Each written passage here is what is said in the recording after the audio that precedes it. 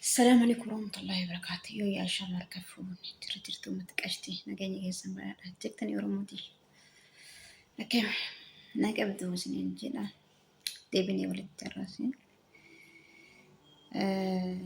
ما جتشو برباد الشيطان عجايبة تجنن أولي جتي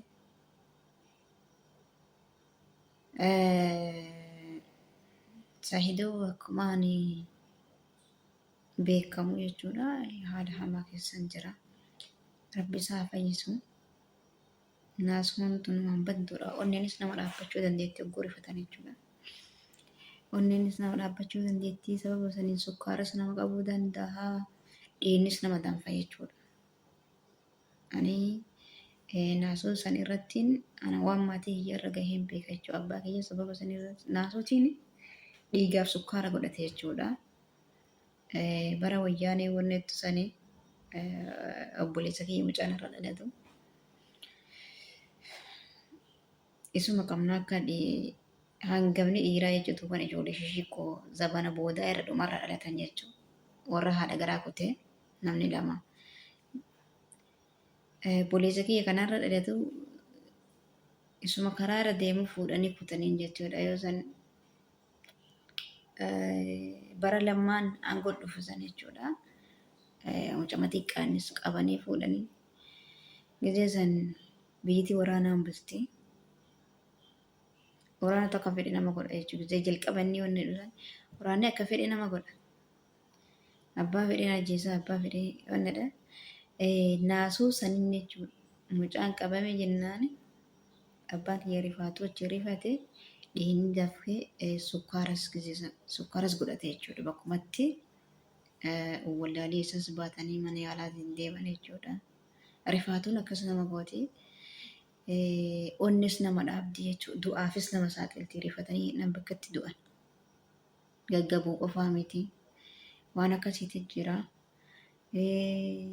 Kana hunda irratti hojjetee fiilmii kana guutuu irratti hojjetee nama tokkoof lamaa miti nama hedduu jira. Sa'idoo jechuudha. Sumayyaan kophaa fi meeshaan goorree intalli hawwaata jedhamta boo'itu suni wajjin jirti jechuudha. Amma abdiin viidiyoo qaba. Viidiyoo jira. Na bira gahee jira. Kan isiin meeshaa waliin yaaftee gurgurtu. Gizee isiin meeshaa waliin yaasan harkaa qaba jechuudha jira. Waan ajaa'ibaati. Zabana amma namoota waliin nyaatutu nyaata. Namoota waliin nyaatutu siif hin taane. Hiriyyuu mukeetis siif hin taane jechuudha. Nama sitti dhiyaatu. Boobni nu wanni namatti maramuuf si hammachuuf osoo hin taane si idduuf. Kana namuu beekuu qaba jechuudha. Wanta kana ajaa'ibtu jira. Caaltuu gizee isin biyya galtu gizee isin saafartu Sa'idoon telefoona cimaa biteef. Caaltuun har'a gaafa 35,36 akkasii bilbila akkasii bitee kenneefi biyya galte jechuu gaafa isin biyya galtu. Har'a maal jette? Alhamdulillahi rabbil aalamiin jette Sa'idoo akkas ta'e irratti caaltuun jechuudha. Sababa ilmoo isii yoo taate Sa'idoon biyyarraa dhufee akka ilmoo inni fudhatee wanni jedhee quba sin qabu wadhabanii hidhamanii qaba. Baasisiisee karatti eegee waan kana goosisiisee Abdallaa san jechuudha. Yooma sanuu ta'ee nama du'aaf jidduu jiruu keessa jiru ilmoo yoo fudhates abbaa dhalcha fudhate. Ilmoo yoo fudhates abbaa dhalcha fudhate jechuudha. Abbaa isarraa dhalatte dhiiga isaati. Ilmoon laakiin haadhatti cabee haadhatti wanna dhee guddisa malee haadha irra dhibdi malee ilmoon abbaa waamamte tafeete taatu. Har'a Sa'idoo akkasi dhaabbataa jigee gaggabee nama du'aaf jiru keessa jiru alhamdulillah jettee hamda har'a galfattuun caaltuudha. waan ajaa'ibaa. Haati sabboontuu akkas ol baatee abdiin cumucukkoota. Nama akkana godhanii beekaa jenna. Of shakkitanii namnummaa waan kana goosisee kophatti miti. Namni waan kana goosisetti namni waan kana goosise waliin jiran. Waliin jira jechuun gizee meeshaa godha. Tarii isaantu qajeelcha jechuudha. Isaantu qajeelcha jiru waan kana.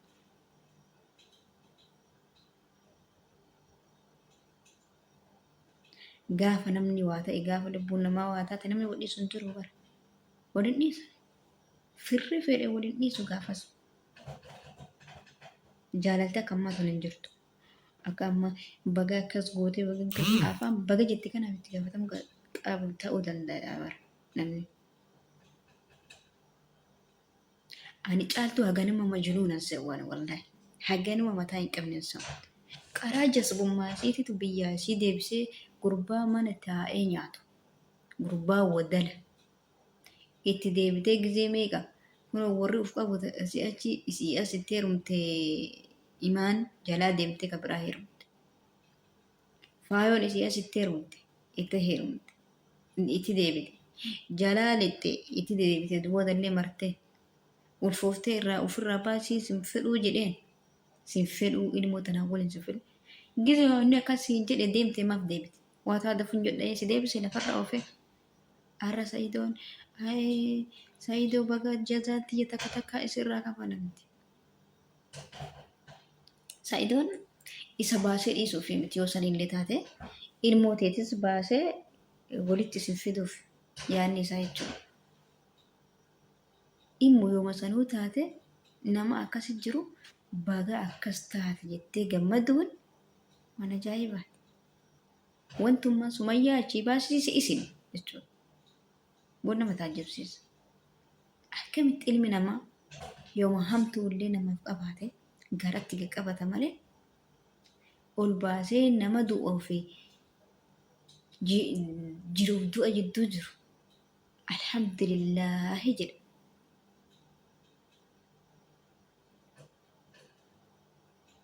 Rabbi isa waan godhini yoo inni utuu inni waa ta'e maal jetta? Gaafa inni fayyee ija isaatiin si arge maal jettaan? Akkuma arra rakkoon jirtu boru bal'oon jirti. Atis akkuma arra fayyaa qabdu boru fayyaa dhabda.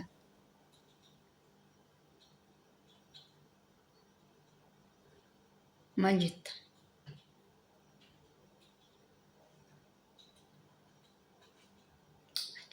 Ajaa'iba bar ilma namaa kana diina waliin galan diina namni itti waan meeqa godheef caaltu tana waan meeqa gargaarii hajjeessan rabbitu san qajeelchin malee waan meeqa godhanii abdii kanaa waliin jala deemanii isitu horii maam jedhee madhatu kana malee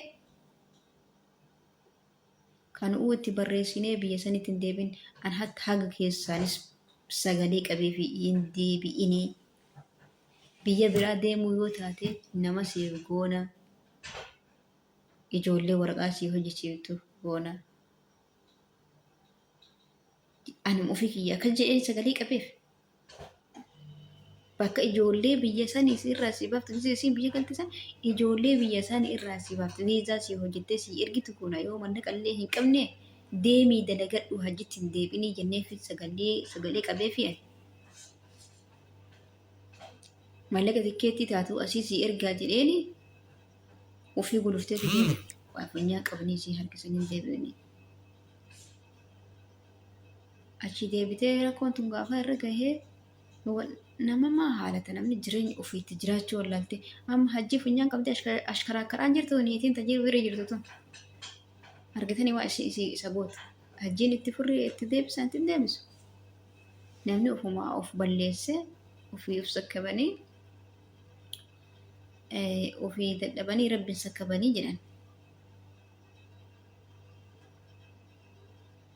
Ani caaltuu baay'ee takkan taajjabe an nama gaarii siise baay'ee si taajjabe.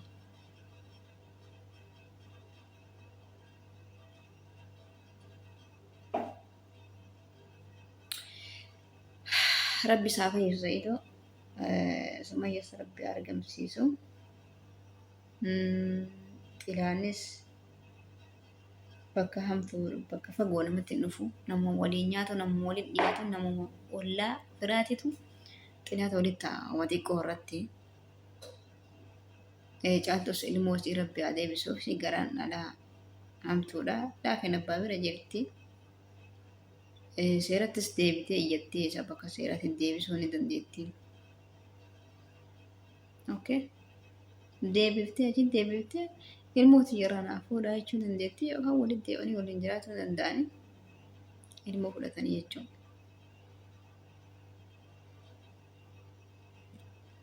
Akkasii rabbi keeree haa godhu. Ani agaachi ilaaletti waa hunda dhiiftee paaspoortii dhiiftee maalii dhiiftee ani ajaa'iba waa'ee isii yeroo takka yoo ilaalu. Bas gaarii miti waan namatis cacambanii wanni jechuun jechaan malee isin maantu na ajaa'ibdi jechuudha.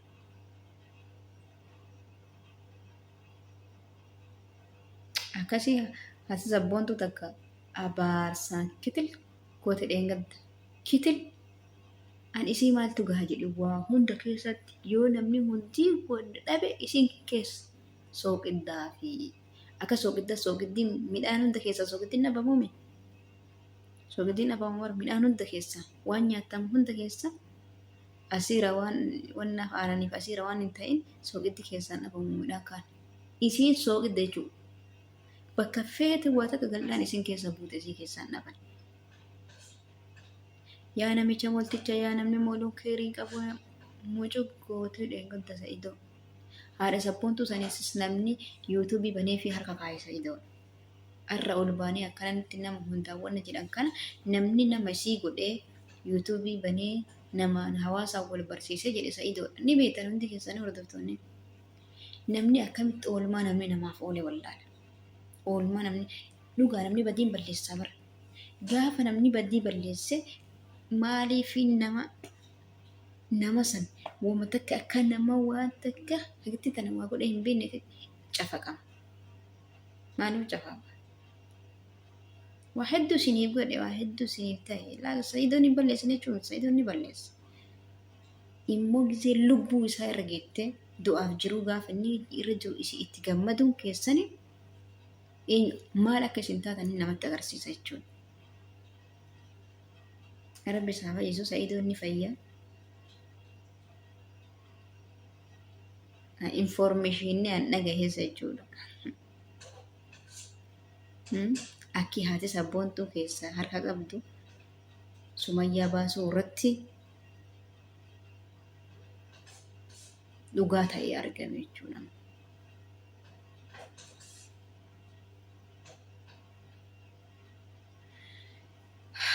Akkasii tun hawwatu badhaafate hawwaan ijji qaroon dura bobboochee as fakkaattee achi fakkaattee isiin deeme isii midheessuuf osoo hin taane isii jireenyuma isii waan inni godheef san itti hinaafuuf isii jibbuudha jechuudha. Jireenyuma Sumayyaan jiraattu san dadhaban jechuun warri isaanii dhiyaatu sun. Maaliif sapiraayizii godhaa jiraa fi quba qabani. Waan akkanaati yoo jedhani gaafa isin meeshaa guura tuuftaate waan akkanaati. Taa'i. Jaarsi keessi jaalatan yoo sosobani achirra hin tartu hin teemtu seenu. Nama konkolaataa namaa bitu nama iPhone 16 namaa bitu. Jaalalli jiraan nambar kun bitamne. Biyya san irraa dhufee jechuudha biyya san irraa dhufee osoo tuunuu faana boottuu ilmoo argadhee deemtanii bira itti osoo faana boottuu si dhiisee dhufe. Isin naaf ilmoo ta'etis argitu yoo guyyaa boruu achi oolti jennaan gaafuma isin jette sanii asitti dhufe. Akkasitti waa mara faafaa gootee kaatee jalaa deemii waan inni si godheetis godhi jedhanii ari'an jechuudha. Sumayyaan ofitti hin deemne qofatti. Itti tumanii, itti mari'achiisanii, itti gorsanii ergan. Kunoo warri sheexanaa warri waa hunda keessaan dhaban. Warri waa hunda keessaan. Ani haati sabboontuu ati nama guddaa ta'i dubbii akkanaa kana keessaa. Ta'i dubbii nama walitti naquu tana keessaa haadhatii nama guddaa waldaa si jaalan. Rabshaan bakkuma ati jirtu jira rabshaan. Bakki rabshaa keessan dhabamtu takka rabshaa tilib.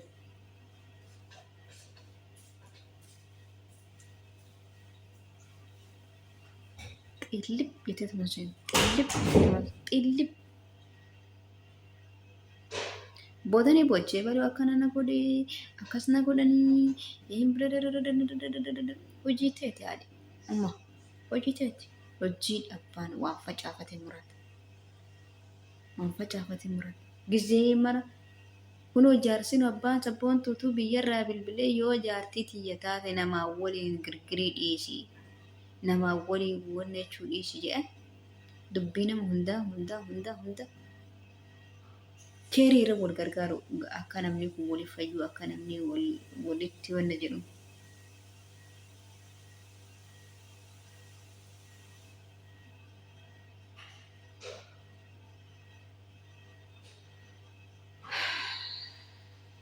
Ajiiba wallah. Akkasii sabiskiraayib gochuu hin dagatinaa michuu ta'u hundi keessan galatoomaa isiniif jedha. Jajjabeessa sabiskiraayib naa godhaa. Neesh sabiskiraayib hin goone. Sabiskiraayib godhaa harki isin dhukkubu. Akkas inshaallah gatiillee hin kafaltan.